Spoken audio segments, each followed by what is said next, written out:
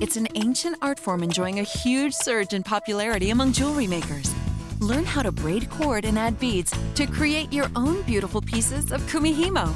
Today in Jewel School.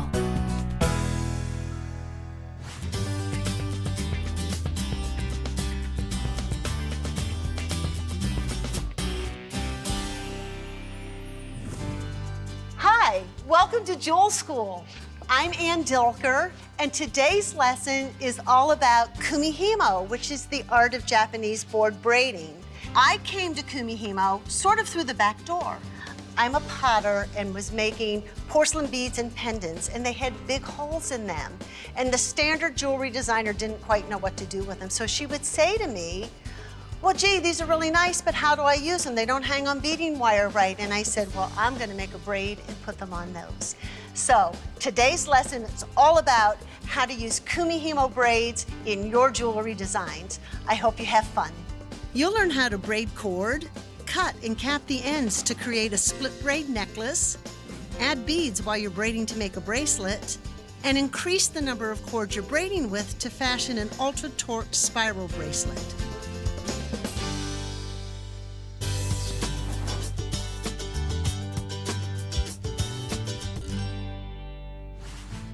One of the really great things about Kumihimo is that it doesn't take a lot of specialty supplies. Really, all you need is the little foam disc. This is the one that I put together for the beadsmith, and it was the first one here in the United States that was a full-size 6-inch disc that came out with instructions in English and the positioning dots in the north, south, east, west configuration, which is where they belong. If you read Kumihimo patterns, it will always refer to north, south, east, and west.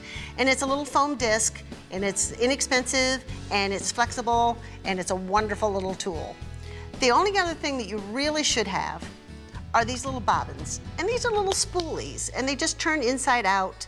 Their purpose is to keep your cord from tangling when it's hanging down.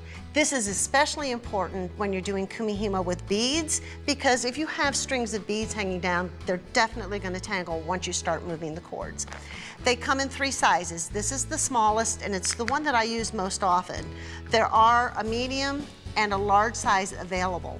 This one I will use when I'm doing maybe a lariat, or if I'm using a large bead, something larger than a size 6.0 bead. And this one I use not very often at all, but when you need it, you really need it. So if I'm doing maybe a lariat out of a really dense sort of fiber or textile, I'll go to this one. So my rule of thumb is use the smallest bobbin that you can possibly use because it takes less space under the board.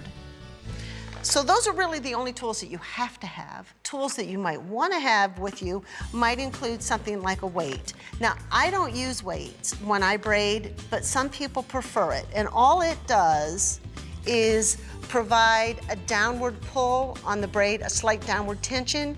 If that's something that appeals to you, even a bag of pennies will serve for that. But I don't like that hanging under the board, but know that it's available, and some books will talk to you about that. This is a little big eye needle. And when you pick up your beads, this is really good, and I'll show you when we do the second project exactly where that's gonna come in. So some other things you might wanna have are just a pair of real sharp tweezers. Anytime you're working with a non-traditional stringing material, tweezers are good to have. A pair of pliers or 2 are good for when we put the findings on them. You really don't need them for anything more than just opening and closing the jump rings. So 2 pairs of pliers or a pair of pliers and a jump ring opener, just fine. I like to have something to measure with, and I usually just use a small ruler. Tape measure is good. I generally have 2 pairs of scissors. I like a pair of scissors with a long blade on them so that I can get good, clean cuts on the braid itself. But when I need to get in tight and trim just maybe 1 or 2 pieces, then a small pair of scissors with a really sharp point is good for that.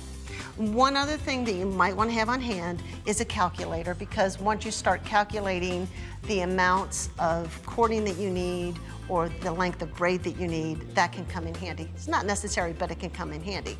So that's really all you have to have on the tool side of it.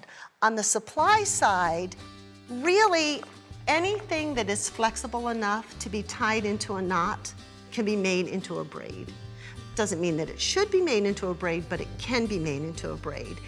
3 of my favorite Textiles are right here. This one is called rat tail, and it is rayon that is actually knitted around a cotton core.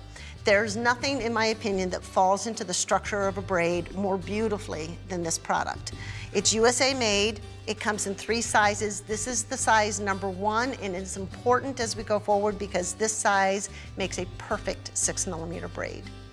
My second favorite product is S-Lon, and this is sometimes referred to as C-Lon, but it is nylon upholstery thread. It's tough, it's color fast, and if you have a sharp edge on your bead, it won't cut this product. So whenever I put beads into a braid, it's always on this product. And one other product that's available is a metallic cord, and this is just if you need a little bit of spark, a little bit of shine that goes in here. It's available in a number of colors, and it's very, very fine, so it doesn't make your braid look cheap. It's just a really nice little product to have. Now, once you've finished a braid, you need to turn it into a piece of jewelry. And the way to do that is with the specialty findings that are available. And this set is one that we put together for the beadsmith, and it comes in the 6mm size for this product and the 3mm size for this product. This is a glue-on cap. I just glued it onto the end. It has a little loop on the end of it. Then you just put the jump ring in, and you put whatever your toggle or your closure is on there. So this one is slightly different. This one is a glue pinch-on clasp. You just put the glue in it, and then it's got those 4 little prongs that can actually be pinch closed around it. Some specialty clasps that we put together are these little guys. This is another glue-on option.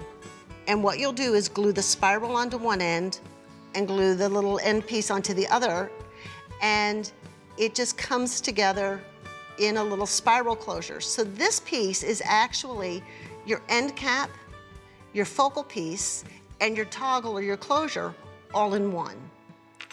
For those of you who are glue adverse, and I know that there are some of you out there, there are also options that don't have the little loop on the end. Instead, they have just a hole in it so that they can be wired on. Now, I keep talking about how they have to be glued on, so some adhesives are good to have. My favorite is super glue gel. And I love these little tubes because they have a really fine nozzle and it's simple to get the glue where you want it to be. Another option is clear nail polish. Any clear nail polish is fine. If you want to start adding beads, I really recommend that you start with a size 6/0 seed bead.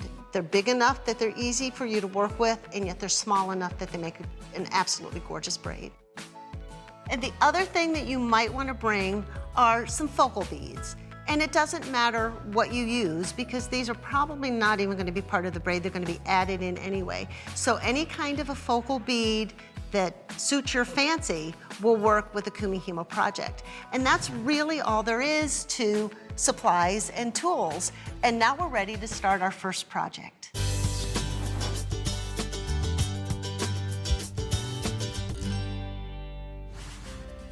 Okay, so now we're ready to begin our first project. And I highly recommend that you do your first project without trying to drop beads into the braid as you go along. However, everyone wants to make their first project that has some beads in it. So the option that I've come up with is called a split braid necklace. And it is the one that's on the taller of the 2 mannequins.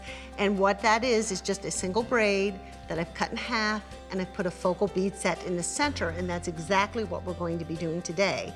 Now, the reason that braid looks different from the one that's beside it is that the one that's beside it in the red and the purple is done with all of the #1 rat tail. And when you use the same weight textile on all of your warps, you end up with a smooth surface on the surface of your braid. When you start mixing your thicks and your thins, it gets a little more interesting, so that's what we're going to be doing. So what I've done is I've taken my focal set And this is a lampwork bead that was done by a friend of mine. Her name is Starling Cologne, and it's what I've used as my color clue for choosing the colors that I want to make in my braid. And that's one of the best things about Kumihimo is if you have an expensive focal piece, you don't want to have to bring a whole lot of expensive beads and or silver up against it. And this just makes a real nice little complement to the color here. Now the first thing you need to do though is set your focal bead together, your focal set, and measure it because this will determine how much braid you need to make. So what I've done is I pre-strung my focal set, and I'll just take my ruler and hold that out to see how much I've got. And it says to me that my focal set is 4.5 inches. So if I want an 18-inch necklace, I know that my clasp or my toggle is going to add 1 inch. So I'm going to take the 4.5 for my focal set plus the inch means I need 5.5 inches off of the 18-inch overall length. So let's put 18 in and let's subtract the 5.5 from it. And that means I need 12.5 inches of braid. So if I need 12.5 inches of braid, how much string do I need to cut? And a good rule of thumb on that is 3 to 1. For every 1 inch of braid, cut 3 inches of your textile.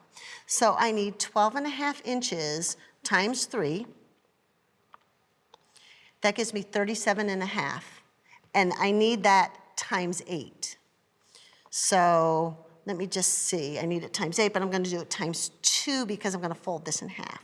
So each one of my cords needs to be 75 inches long. Now what I've done is I've already pre-cut my cords. So what I'm going to do is take a small piece of Eslon, and I'm going to take these 4 cords and fold them in half. I'm just going to take this small piece of thread and tie them in the center. When I fold the 4 cords in half, that gives me the 8 that I need to make this braid, and that's going to make sense in just about 2 seconds here as we get, So I've just tied that with a square knot. That has to come out later, so you don't want to give it too much of a tie. Now what I'm going to do is take this little tie and this join in the center, and I'm going to put it top down into the board so that it comes out through the back. And I'm going to start loading the board now, but I need to make sure that I don't pull these cords off their center point, so I'm just going to hold them tightly on the back with my index finger. And what I'm going to do now is, on these positioning dots, and there are 4 of them, I need to put 1 cord on each side of these dots. And in order to get that torqued spiral that we have in the sample, I need to put it thick, thick, thick, thick, thin, thin, thin, thin. So I'm going to take a piece of my thicker rat tail and put it right there. And I'm going to take another piece of the rat tail and put it there. Now I'm going to take this, get this one out of the way. We'll just put it over here. Notice that I'm holding it on the back. I'm not going to let these pull off center. Just kind of click them right in to these little notches on each side of the board. And then just put these 2 at the bottom and we're good to go.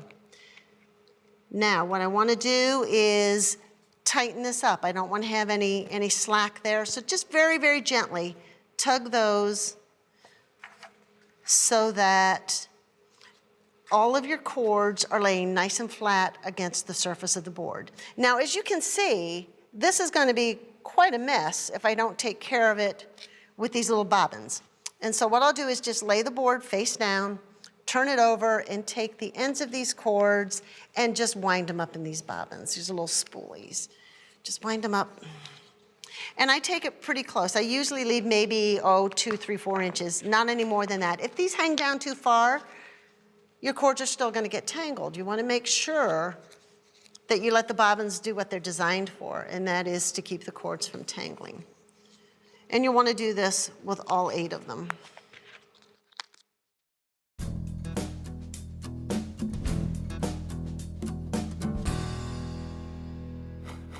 Now, once you've got that finished, you'll turn the board back over,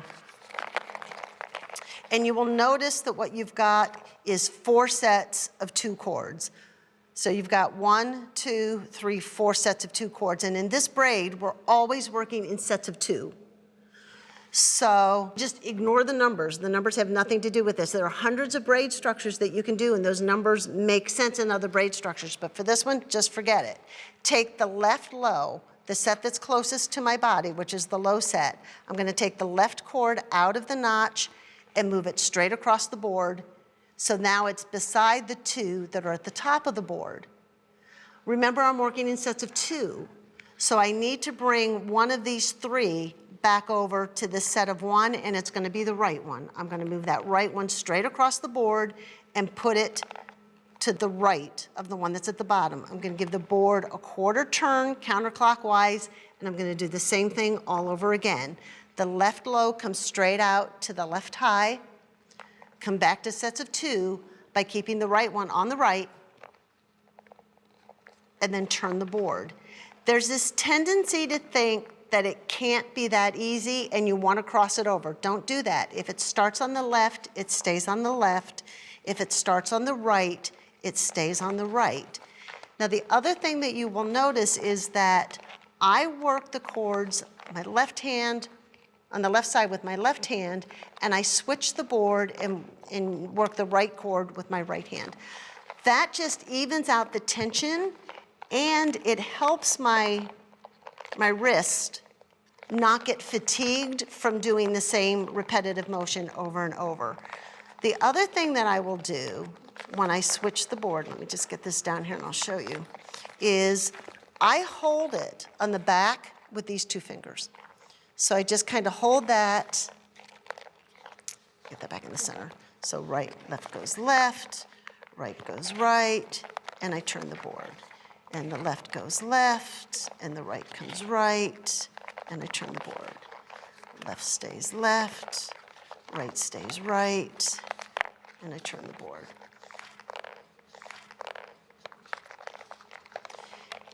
And so you just want to keep going, left, left, right, right, turn, always working in sets of 2. That's the only thing you have to remember is that you're always working in sets of 2.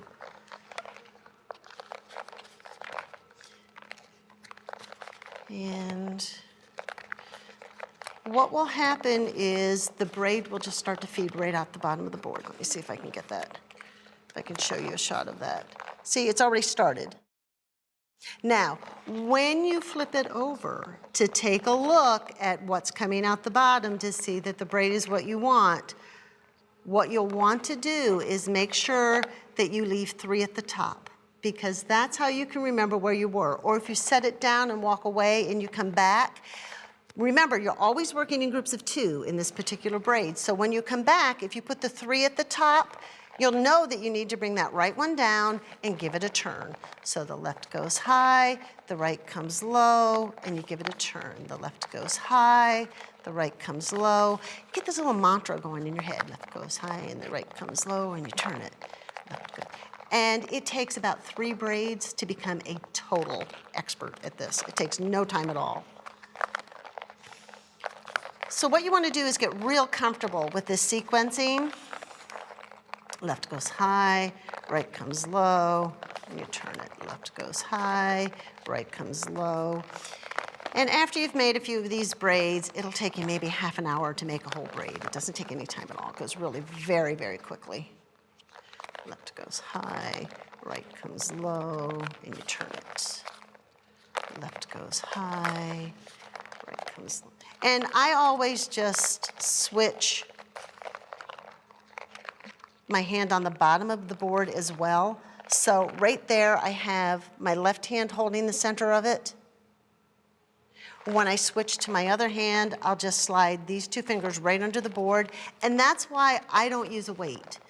Because really what I'm doing is not giving a downward tug on the braid, but I'm preventing it from sort of riding up in the center.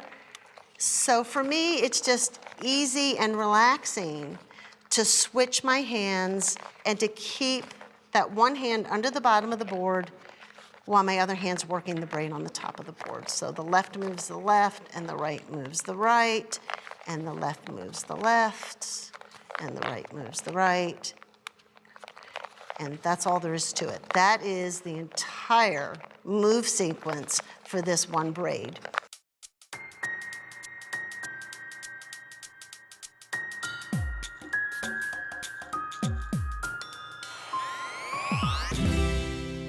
Okay, now let me point something out to you here.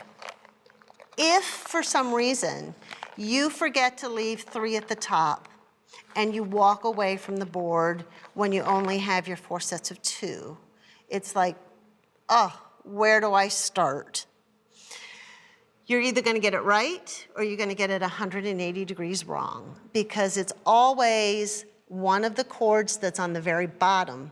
And you can see here that this aqua one is on the bottom of this one. But if I turn this 180 degrees, this one is also on the bottom. So you will either get it 180 degrees wrong or absolutely right. And what I suggest you do is learn how to leave 3 at the top all of the time.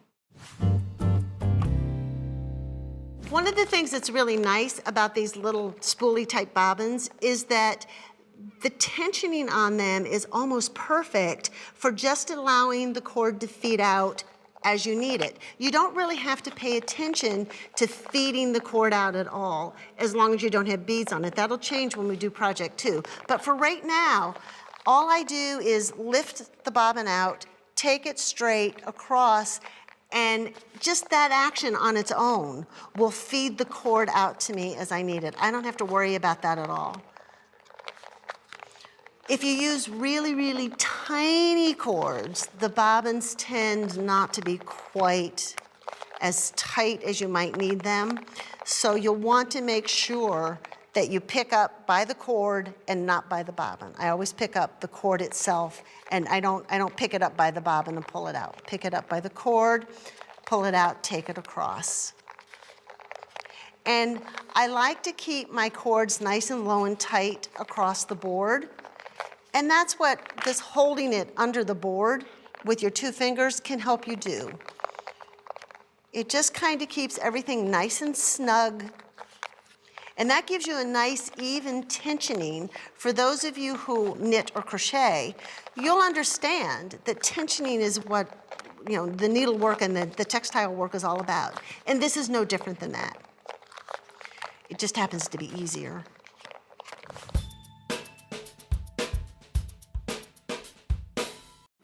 Once you get close to the end, what will happen is the bobbins will want to just let go of the cord.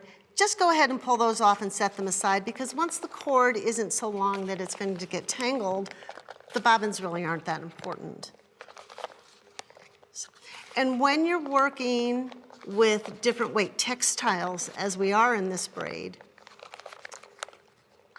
the smaller weight textile will sometimes get used up a little more quickly than the heavier weight textile. And that's just a function of it has to travel around the thick cord, where the thick cord only has to travel around a thin cord. Where that becomes really important is if you decide to make a braid where you're using something really, really thick, like maybe a 7-inch ribbon, and something really, really thin, like the Eslon. And that will change your 3-to-1 ratio, but that's a subject for another video.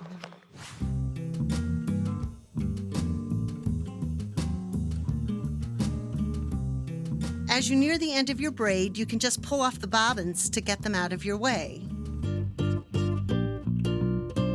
Okay, now this little guy is getting to the point of where I can just maybe move him 1 or 2 more times. And the shortest cord drives the decision as to when it is you stop. So I'm just going to keep going until I don't have enough cord to make it across the board. This is the short guy right here. Looks like I've got 1 more time around.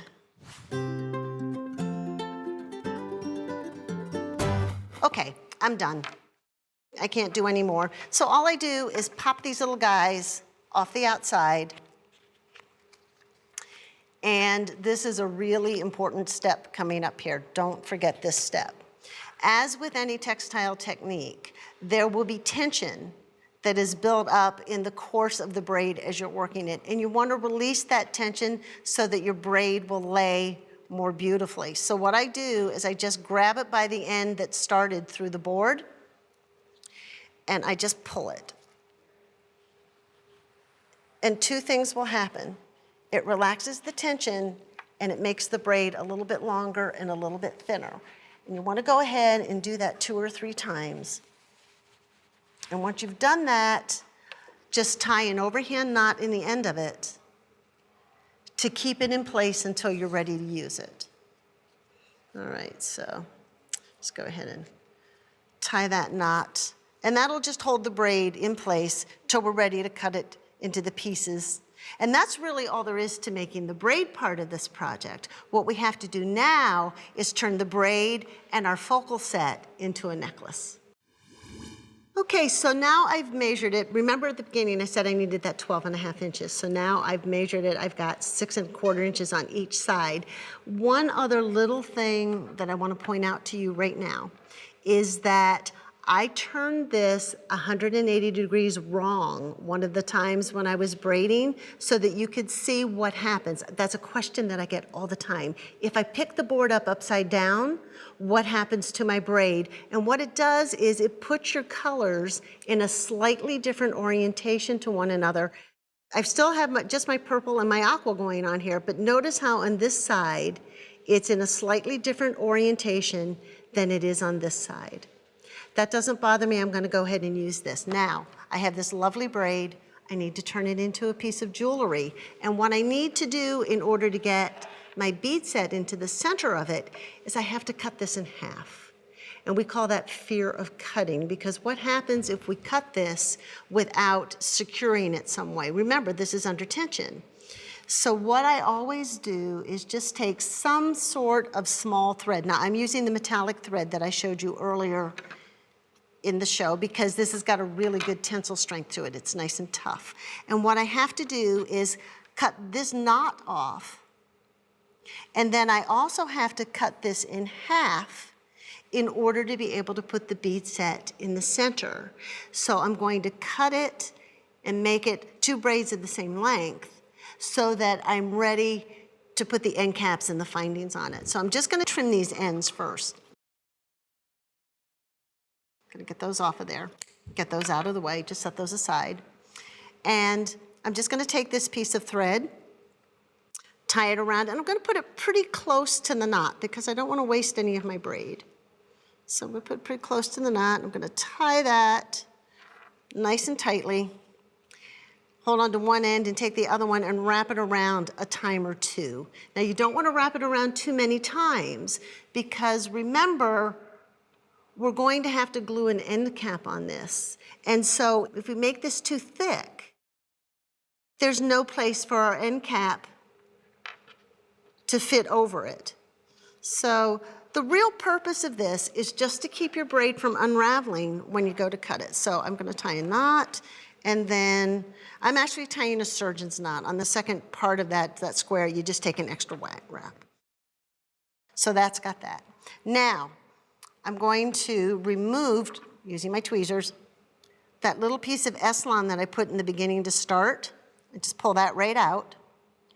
And that end's all ready to go in an end cap. I don't have to do anything special to that one. But now I have to cut it in half here, which means I'm going to have to tie it on this side, and I'm going to have to tie it on this side in order to be able to cut it in between and have 2 ends. So I'm just going to take another little piece of the metallic and do the exact same thing that I did before. Just put a knot, wind it around the braid once or twice. Again, it doesn't have to be a lot. I'm going to keep it small and tight, and then I'm going to tie a surgeon's knot in it, which is a loop there, and then this time a double loop. The surgeon's knot just keeps this from unknotting when I go to trim the ends on it. And I need to do that one more time. Right next to this, about a scissors width apart. That's all you need to do.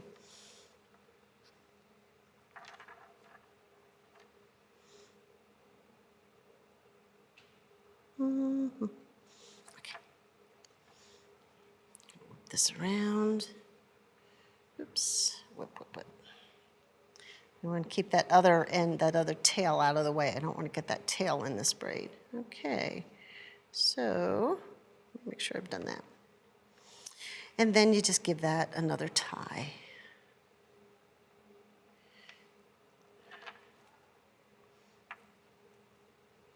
And the surgeon's not there. Now, I'm ready to trim these ends of these little cords. Just use the sharp scissors for this. Give those a cut. Now, this silver cord will go inside the end cap. So you want to keep it small and tight so that it doesn't get shown. Okay, let me just show you before we cut it what we're going to be doing with these end caps. This end that was already finished, this was the end that I pulled that little piece of Eslon out. If you can see that the end cap just fits right over that cord, and I'll just be gluing that into place. And I'll need to do that on 4 different areas where I cut it, just so you know where we're headed. So now I'm getting ready to do the glue part. And what I'm going to do is take my super glue gel, and these are 2-part caps, for those of you who haven't worked with this. These are actually sealed in here, but there's a little dimple on the lid of the cap that actually helps you puncture that. Then you put the nozzle back on, and I just love this glue because this nozzle is nice and tiny, and it helps me get the glue where I want it instead of where I don't want it. So what I do is I fill this little cap about half full with this glue. And you want to be careful with this because this is super glue and it'll glue your fingers together. And I'm just going to slide that braid in there, and I'm going to give it a twist. And I give it a twist to make sure that all of it gets covered. All right, now I need to do the same thing with all of these other ends. I'm just going to go ahead and give that, this cord's over on this side. Give this cord a little trim too. I forgot to trim this one earlier. And now I'm going to switch to my bigger scissors, because I actually have to cut through the braid, and the braid itself can be a little tough. So I'm gonna make sure that I don't cut the whipping area, that I just cut the cords. So give that a good cut. Pick up my other end cap, put some glue in it, put that in there. Go ahead and just get that all tucked inside that end cap. Okay, get that in there, give it a little twist, make sure you got it nice and tight. Now, as you can see, there's a little loop on these. This is going to be where I put the bead set on. What I'm using for my closure on this one is a hook and an eye. I'm going to put the glue in these first. I'm going to put some glue in this hook, and then I'm going to put that there. Now, this is all ready for me to go. I'm going to take this. I'm going to cut it close to the whipping, but don't cut the whipping. And that's where having a long-bladed pair of scissors can really come in handy. We'll just trim that real quick. Once you've got glue on the end of it, it's not going to come undone. You're in pretty good shape. You can just go ahead and just put that in there and give it a twist. Give it a good push and a good twist. The other thing that's nice about the super glue is it takes it about 10 minutes to set up. So I'll put some glue in this end. Put that cap back on there. And then I'm going to cut this one close to that whipping as well. And I'm just going to pick that up. I'm going to put that on there. Just push that in, make sure that the whipping gets covered. And then you need to set that aside for about 3 or 4 minutes and make sure that it dries. But notice that we've got 2 braids of about equal length. And we'll be putting that bead set in between those braids. So let me just tidy this up. Get this stuff out of the way. And what I'm going to do is bring my bead set. Now these are pre-strung. And I'm actually going to tie this one as a stopper bead in this end so that these don't slip off when I start to put these in there. Because if you prefer, you can do this part with beading wire and crimps. I tend to use Superlon for everything, and I'm actually going to attach this with knots. So I'm just going to take this end, and I'm going to put it through here. I'm just going to tie an overhand knot. Now what I need to do is bring this end back through some of these beads and tie knots in between them so that it's just like if you're purl knotting, there's no difference on that. So I'm just going to put this here. Now the key, and one thing that you need to remember when you're putting your focal set together, is that if you're going to do this technique where you bring the cord ends back and you knot it, is that the hole in your bead has to be large enough to accommodate 2 passes of whatever it is your stringy material is. So I've got Superlon here, and my bead hole needs to be large enough for me to put that in through there and make a knot. And I always like to make 2 or 3 knots, so there's one. Slide another bead down.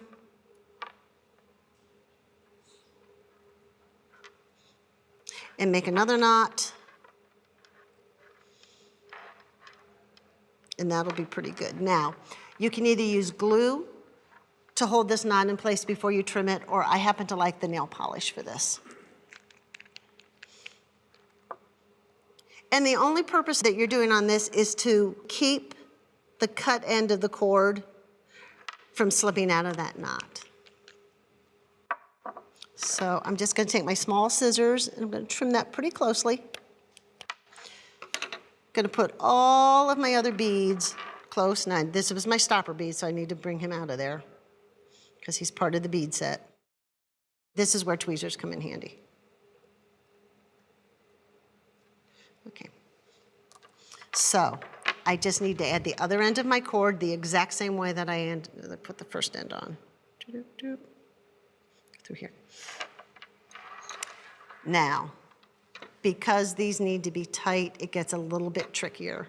The one thing that's nice about this Eslon is that it's got some stiffness to it when you take it off the spool. What I did there was I just cut it so that it was A, a little bit less long, and B, had a nice sharp edge on it. This cord has just enough stiffness to it when you start working with it that you can actually just go back in here without using a needle. And what I'm going to do is just come under here, and I need to make a knot. Let me just get my tweezers so you can see this. I need to make a knot between the end cap and the first bead. So I'm just going to bring that in there and bring it through.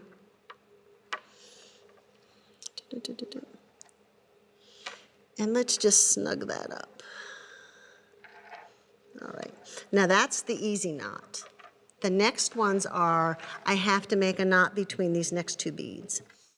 And the way I'm going to do that is just bend this. And I may need my magnifiers to do this with. I'm going to bend this so that I can see the hole in that bead and just feed this end through it. And then it's just stiff enough that you can actually pull that through there. And then I need to make a knot between, this will be between the first and the second bead.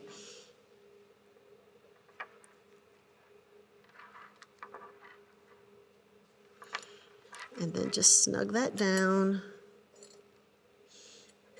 And I'm going to do one more knot. And that's all I have to do. It'll be finished.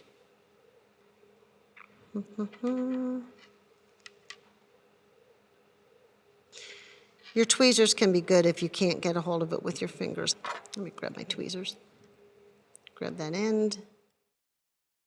There we go, we got it. So there we go. And I just want to make one more knot, and then I'm going to hit it with the clear nail polish as well before I trim that end. When you trim ends closely on a half hitch, they can undo. So I'm just going to hit it real quickly with a little bit of the clear nail polish, just real quick. And then I'm going to give it a trim. And that's why I like these small scissors, because I can get close. And that's really all there is to this project. you have your beautiful focal bead, your bead set into a braid. And the most important part about this project is getting comfortable with making the braid, the sequencing of the braid, and cutting that braid so that you can put those end caps on it.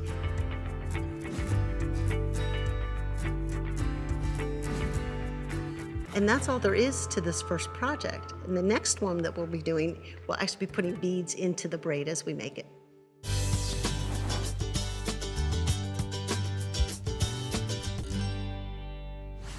Now we're ready to do another project, and this one we're going to actually put the beads into the braid as we're making the braid. If you look at the two samples that we have here, the two bracelets, you'll see that the brown iris bead on the bottom is a little bit smaller in diameter than the one that's on the top. The brown iris beads are a size 8/0 seed bead, which is a smaller bead than the 6/0 seed bead, which is in the silver and white project on the top. And that's important for you to know so that when you're working with the size seed bead, you kind of have an idea what you're gonna end up with. And you can mix them up, but we're gonna do them just the one bead at a time here. Now, how many beads do you need to make the bracelet? And that is like the #1 question that I always get on this. And it's really very simple if you just follow this little bit of rule of thumb. Take the size seed bead that you're using times the number of inches that you want the bracelet to be times the number of cords that you're gonna put the beads on. So, if you put beads on all 8 of your cords, you'll get a solid rope of beads just like we have in our samples over here, and that's what we're going to do today. And I'm going to be using a size 6/0 seed bead. So I need a size 6 seed bead, and I'm going to be making a 7-inch bracelet, which means I need 6 inches of it to be beaded. So times 6 inches, and then I'm gonna put those beads on all 8 of my cords. That's times 8. And that means I need a total of 288 size 6/0 seed beads to make my bracelet. Now the next question people come up with is, well, how much cord do I need to put them on? And for a bracelet, I always use a 1/2 yard per warp, which is, that means it needs 4 1-yard pieces. Or if I'm gonna make a necklace, I'll double that. So I tend to be not terribly scientific about this. This is about 1 yard, and that's enough for 2 of my warps. Now this product, this is the S-line again, has a little bit of a give to it. So when I do something like this, I usually give it a little bit of a stretch, and that removes all of that give, and it won't stretch anymore beyond that. Now, I am a huge fan of Czech seed beads, and the reason for that is because they're the only ones that come temporarily pre-strung. And this means that I don't have to pick them up one at a time, and I'm a real big fan of that. Let me tie a stopper bead into this end before we start so my beads don't slide off one end and end up all over the floor. So, stopper bead. In the tools section, I told you about this wonderful big eye needle. This needle is eye from almost the beginning to the end of it, which means it makes it really, really easy to put the cord in it. And I usually leave about, maybe a 4-inch tail on that. Now, this needle is very flexible. And I'm not gonna work on the bead mat to do this because the tip of the needle gets stuck in the bead mat, so I'm gonna work on a hard surface. What you can do with these Czech beads is just pull these strings out one at a time, and I'm just gonna lay that down and make sure there's a little bit of tension on it. And I can take this needle and I can just run it right up this string, and I can transfer like 30 or 40 beads all at one time instead of sitting there picking them up. Look at that. That's way better than sitting here picking them up one at a time. But you can only do that with the Czech beads. Now I'm going to recommend that you use a size 6/0 bead for your first beaded project. It's just the perfect size to get started. It's not too big, not too small, it's just right. Then after you've made a project or two with the 6/0, you can move into the smaller beads or you can move into the wonky shaped beads. Now, I didn't really count those when I was bringing them out, so what I'll do to count them is I'll lay them out here on my bead mat, and it's pretty easy to see groups of 5. So I'm just gonna put them out. There's 5, 10, 15, 20, 25, 30, 35, 40, 45, 50, 55, I have 60, so I need 12 more beads. And these I'll actually count on the needle. Got 4 that time. There's 5, there's 8, and I'm going to put 1 more on there for my stopper bead. Pull that off, set that aside, slide that stopper bead all the way down to the other end. And the other thing you're going to want to do is tie a stopper bead in this open end of your Czech seed beads. And for those of you who have any wall space in your studio, I just then take this whole hank hanging up on my wall, and it's out of the way. It's another reason why I like the Czech beads. Now what I need to do is slide half of these beads to each end of this piece of cord. And another really good way to do that is just lay them down, find the center, slide them to each end, and then lay them down one more time to make sure.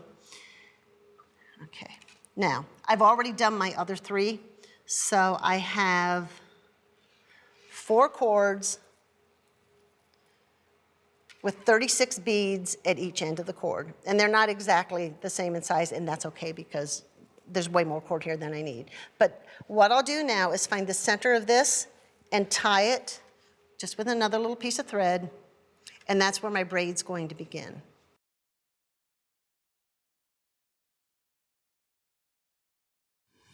One of the questions that I get asked frequently is, gee, if I made this bracelet and it has all of these beads and that's about a 12mm diameter braid there, where do I get an end cap that's big enough to fit over the beads? And the answer is you don't, because the beads don't go in the end cap. So if you look at the 2 that are on the display there, neither one of those projects has the beads inside of the end cap. And as long as we're working with all 8 of our cords in the Eslon product, we know that we only need a 3mm end cap.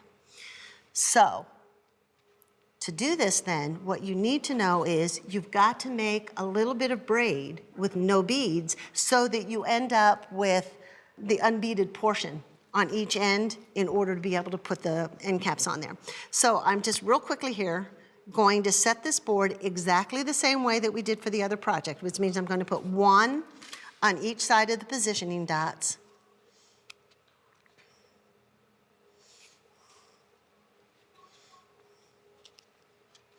And then I'm actually going to wrap these beads right up in the bobbins. Because see how tangled they are already? Once I start working with them, they're going to get really tangled. So the little bobbins come into play. And what I tend to do with these guys is start, and then I'll slide a couple of beads in, and then put that off. So again, I'll start with some cord with no beads, give it a wrap or 2, doesn't have to be many. Slide some of the beads in, and just continue to wrap.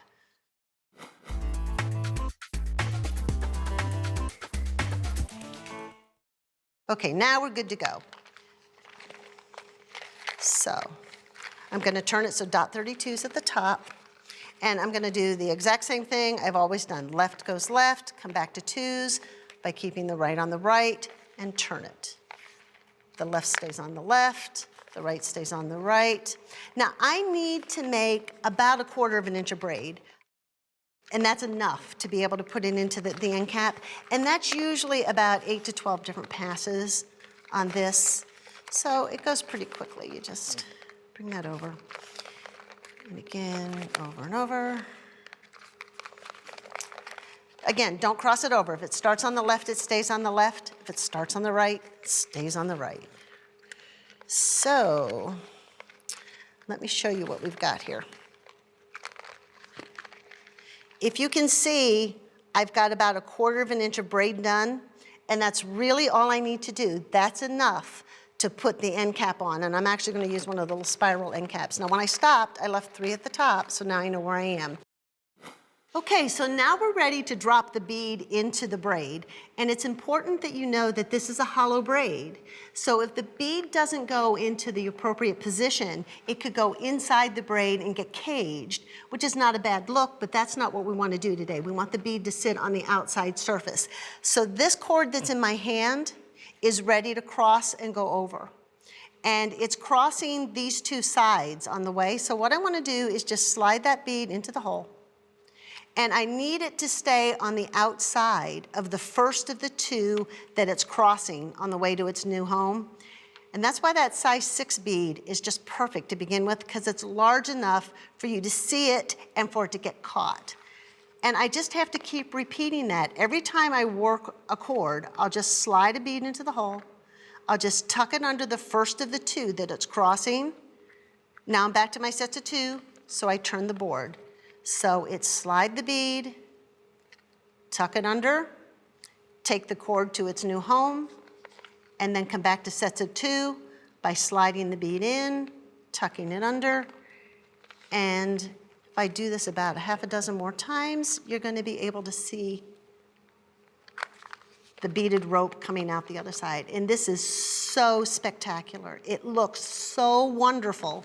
And after you've got the knack of just sliding it in, again, it just has to stay on the outside of the first of the 2 that it's crossing. These are the 2 that this one's going to cross.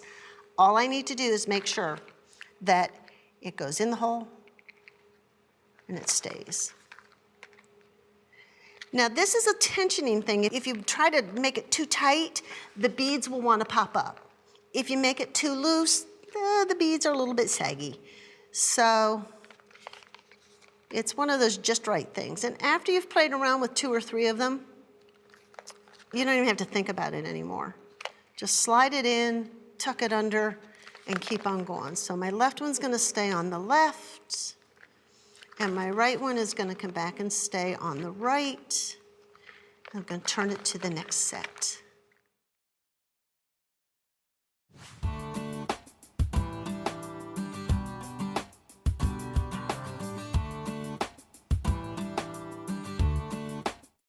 So what happens if, as you're braiding along here, you forget to drop a bead on one of them? And good chance you're not going to discover that until after you've finished the project and you're looking at it. And what will happen if you forget one of the beads is that the braid will look like it has a missing tooth. So you have a couple of options. If you haven't taken it off the board, you can just actually work the braid backwards until you get to where the error is, where the missing bead is.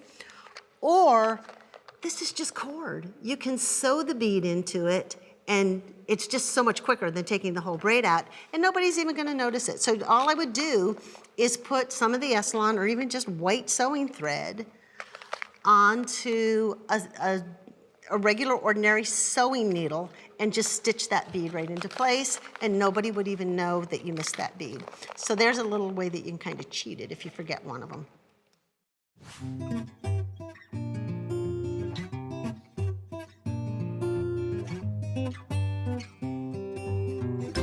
So I'm using all of the same size bead in this project. This is size 60 glass seed bead. But let's say that you've got some 6mm ocean jasper at home that you want to make into a Kumihimo braid. Can you do it? Sure. Now, what you need to do when you use a larger bead is make sure that the color of cording that you're using is either a good complement or a good contrast, because the larger the size of the bead, the overall millimeter size of the bead that you use, the more cord that you will seed.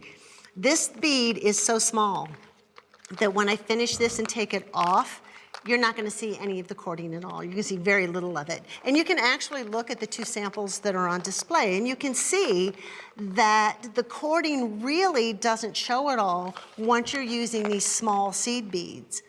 But if you trade up to a larger bead, what happens is the stitch from where that bead goes into the braid to where it comes out of the bead and back into the braid is actually longer than the stitch with these smaller beads, and so the cording will show. So you've got a couple of options. You can use one that matches really, really well, or you can use a really cool contrasting color. Those are just some design tips that you can bring into it. It's so much fun. I'm going to leave 3 at the top right now because I just want to take a little peek and see how much braid I have on here.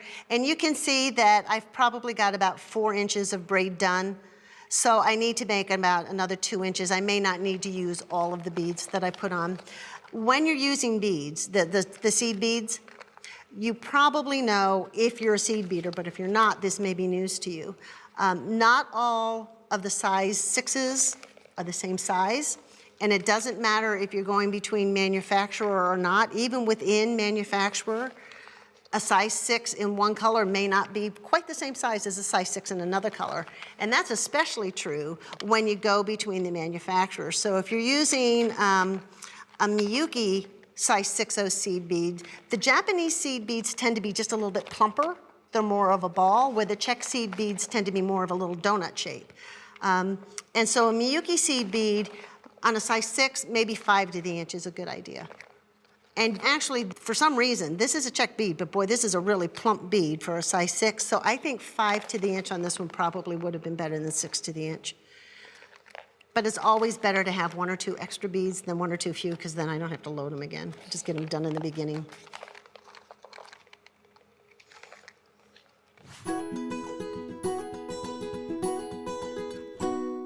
Okay, so now I've got all of the beads, the beaded portion that I need. But just as I made a non-beaded portion on this end, I need to make a non-beaded portion on the other end so that I can put the end cap on that end as well.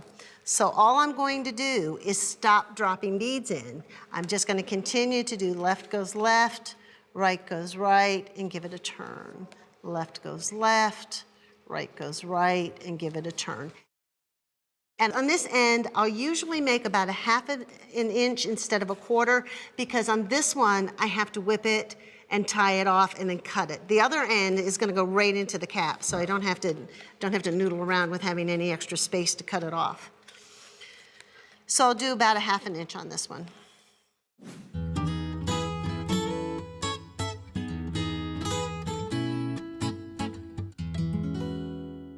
So you can see that from the top to where the beads begin, there's about a half an inch of braid there, and that's really all I need. So now I'm ready to pull it off the board, and I just do the same thing as I did before, just pop them right off.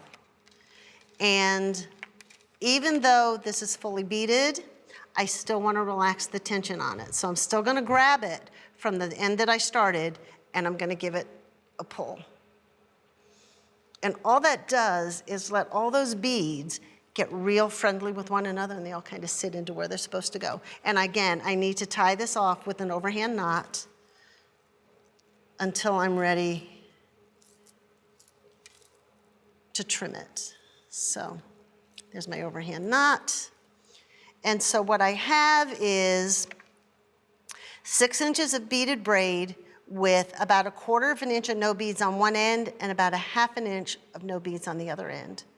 And all I need to do to finish it is put the end caps on it, and these are going to be glued on end caps. So what I need to do is just take this piece of S-Lon out of here, and I'm going to need my magnifiers for that, and my tweezers. So just undo that cord, and that one will pull right out. Now this one I have to tie. Now I'm actually just using the string that the seed beads were strung on. It's a nice small piece of string. I can just go ahead and tie that around here.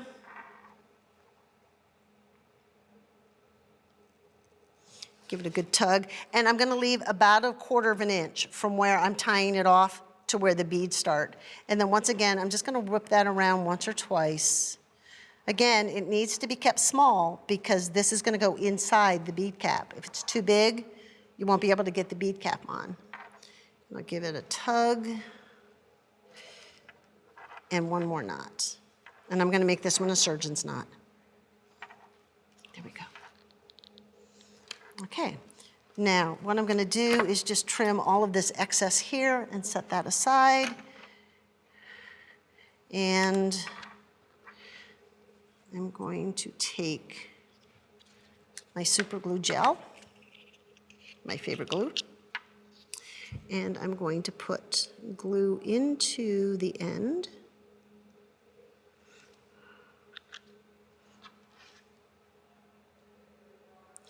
And I'm just going to put that on there and give it a turn. So set that end aside. I'm going to do the same thing with the other end. Let me trim this cord, trim this cord. I should put the glue in the end cap before I cut that other piece.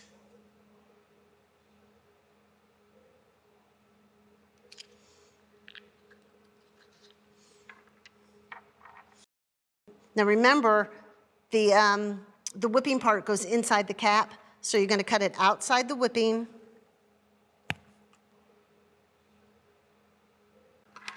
And you're just going to put that whole thing inside that end cap and give it a nice little twist so that all 8 of the cords get the glue on it. And then when this one dries,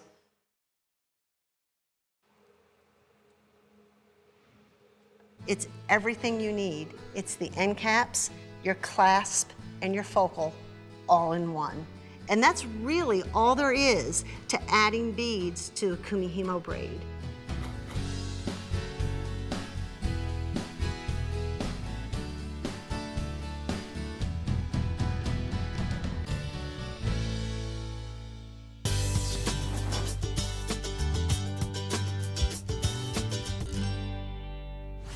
Okay, now we're going to do a braid that's just slightly more sophisticated than the first 2 that we did, so that you have a new trick in your bag. If you can look at the piece that's on the mannequin, you can see that this is also a spiraling structure, just as the 8-cord braid was that we did. This one's going to have 12 in it.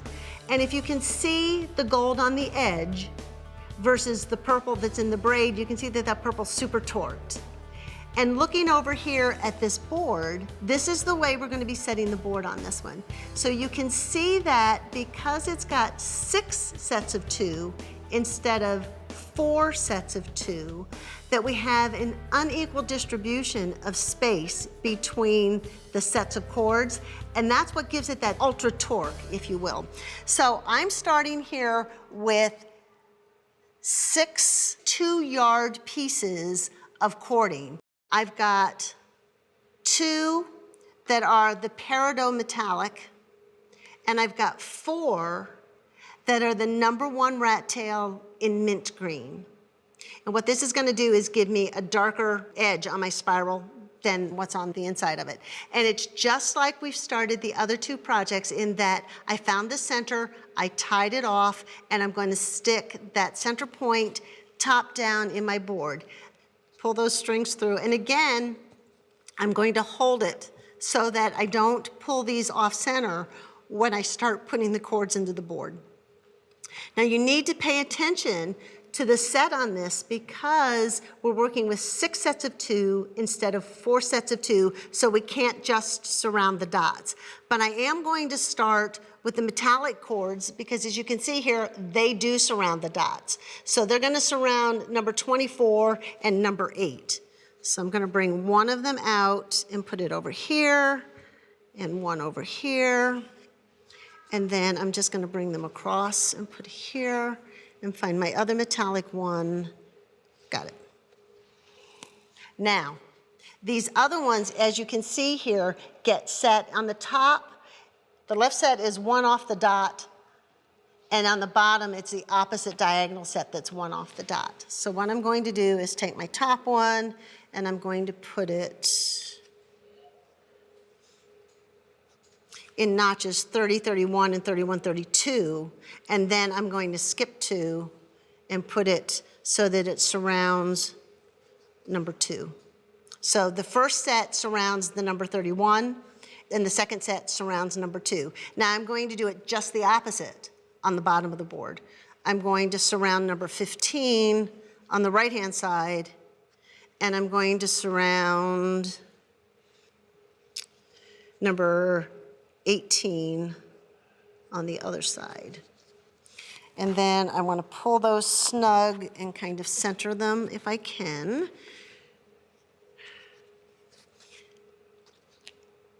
And I need to add the bobbins, so I just turn it over. And just like we always do, we add the bobbins. Now, while I'm doing this, let me talk to you about adding beads to this braid, because you cannot add beads to this braid, this structure, the way you do to the 8-warp structure. There's this concept in your mind that you think, oh man, where she's got that metallic on that spiral, wouldn't it be beautiful to put little beads up there? And you can put a couple of beads up there, but it's very, very difficult to make that entire spiral edge beaded. And the reason for that is because it's difficult to match the size bead to the size stitch length. It's not that it can't be done, it can, but it's difficult.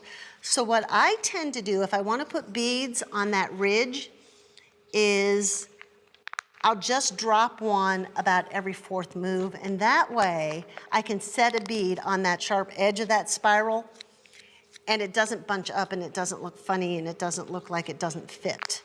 So that's an option for you on that. But I really think if you're going to do this braid, you want to start with no beads. You can do that split braid option just like we did in the beginning project of this DVD, because it's easy enough to whip this off and cut it and put a bead set in the center. Or the project that's on the board, I just made a little origami kimono and used mizuhiki, which are Japanese paper cords, to tie that on with.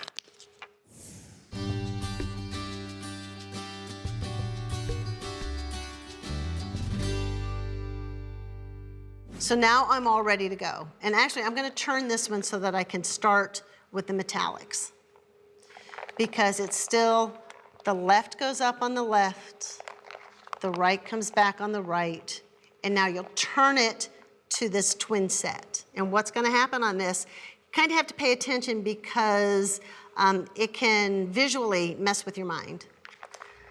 Again, the left's going to go up.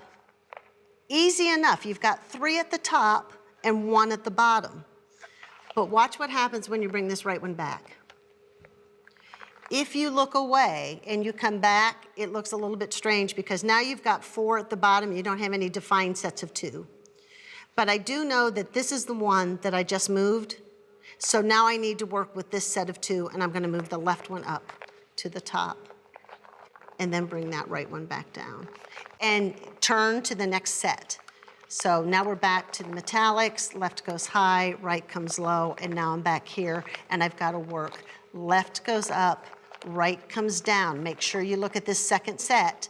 Left goes up, right comes down, and give it a turn. Left, left. So it takes a third again as long to work this one just because you've got a third more cords in it. But you get this really cool spiral. Okay, so I'm just going to keep doing that. I'm just going to keep doing my left goes high, my right comes low, and I just need to remember that I've got those 4 at the bottom. Now when I stop this braid, when I take a break on this braid, I tend to leave the metallics with the 3 at the top so that when I come back and I pick it up, I know exactly where I was.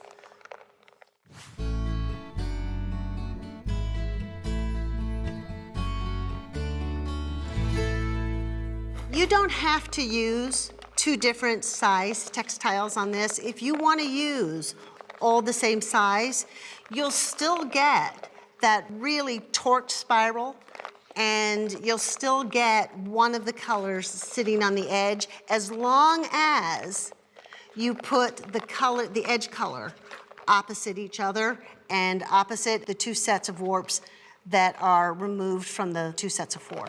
And that's really all you have to remember on that. So from a design point of view, there's an awful lot that you can do with this braid, just mixing up your colors and putting different sizes on that edge. I wouldn't try to put a larger size on the edge because, again, it's a length of stitch issue, and it really wouldn't look right. But as long as you try to put a smaller one on the edge, a thinner textile on the edge, it works out pretty well.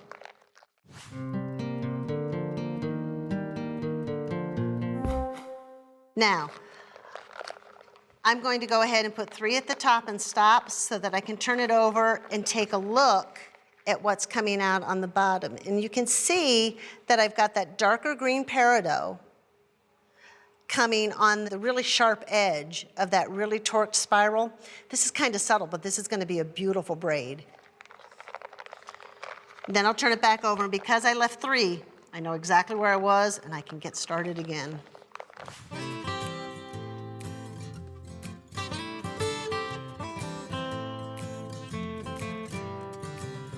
Okay, so once you've made as much braid as you want, you're ready to end it just like you have the other projects. Now, even though this one has 12 warps in it instead of just the 8, because 4 of them are very, very small metallics, it's still gonna use a 6mm end cap. That's because I used the #1 rat tail on this. So I'm just gonna go ahead and pop these guys off, just like I always do. Pull that braid out. And because this one's 12 warps and because it's at super torque, it really is a tight, tight structure. This one doesn't drape as nicely as the 8 warps, so I tend to use it more often for bracelets and for chokers. So the same thing, just go ahead and tie an overhand knot at the one end to hold the braid in place until you can finish it. So let me just get that there. Pull that tight. And I already relaxed that braid. And then just take your scissors, cut those off, get them out of the way. Slide those guys all over there. And what you can see is that this is a slightly different structure from what we have on the other ones. It's got that ridged edge on it, and that edge always looks nice if it's a metallic or if it's a different color. And we'll end it exactly the same way. This time, I have a toggle that I'm gonna put on it, and I'm gonna grab my magnifiers so that I can remove that piece of cord.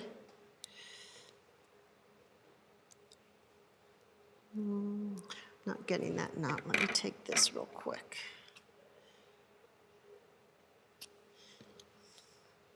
This one, because it's a little bit tighter, actually kind of holds on to that a little bit more strongly than it does on the other one.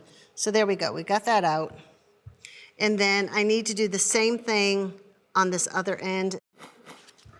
The Eslon's a little bit thick for that wind, so I'm just going to go ahead and use a piece of this, this metallic. Just do a little cut there. Just put it down. And again, you want to put it fairly close to the knot. Give it a good strong tug. Bring it around once or twice. Tie it off. I'm going to put a surgeon's knot on this end so that this end doesn't come undone.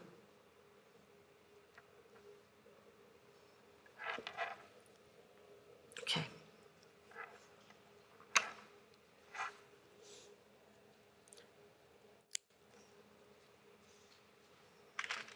Same thing with my super glue gel.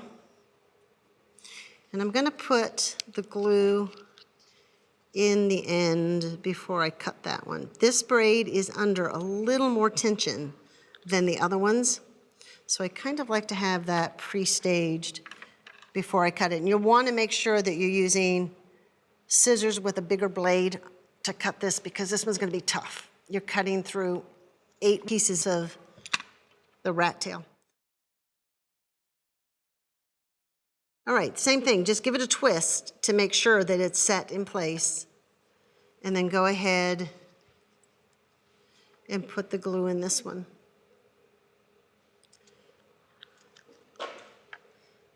And the same thing, just kind of put that in there, give it a good twist. You want to let that set up a good hour or two before you start wearing it. And that's really all there is to a 12-warp project. It's basically that same structure that we did on the 8s. There's nothing really different. It's just got 4 more cords, which gives you 4 more options for color. I hope you've enjoyed it.